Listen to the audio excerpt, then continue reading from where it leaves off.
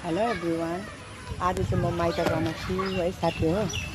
अनि यो चाहिँ हो मेरो माइती गाउँ।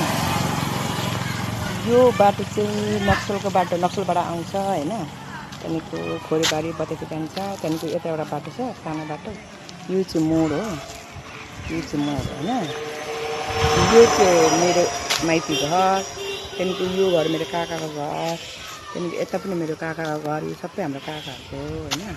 त्यहाँदेखि यो पनि हाम्रो काकाहरूको हो। त्यहाँदेखि यतापट्टि छ यता पनि हाम्रो काकाहरूको हैन।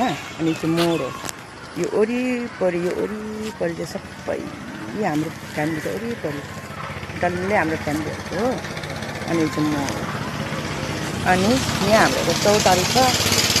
यो चौतारी चाहिँ हाम्रो कोकु र कोप्पा दिलबहादुर राई चामलिङ राई हो। अनि कोकु विष्णुमाया राई चामलिङ राई हो।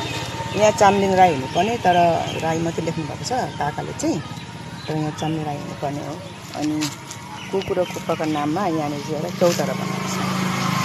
चौतारा यो हाम्रो कोकुले रोप्नु भएको यो भएपट्टि कोकु भन्नाले चाहिँ कोकु कोप्पा भन्नाले चाहिँ हाम्रो बाजे र बोजू साथी हो। अनि आज माइती घरमा आएर चाहिँ अस्ति पनि आएको थिएँ, आज पनि आएको छु हो। सानो भिडियो बनाएको थिएँ। वरिपरिको बिचमा छु है म चाहिँ। ममा बसेर चाहिँ भिडियो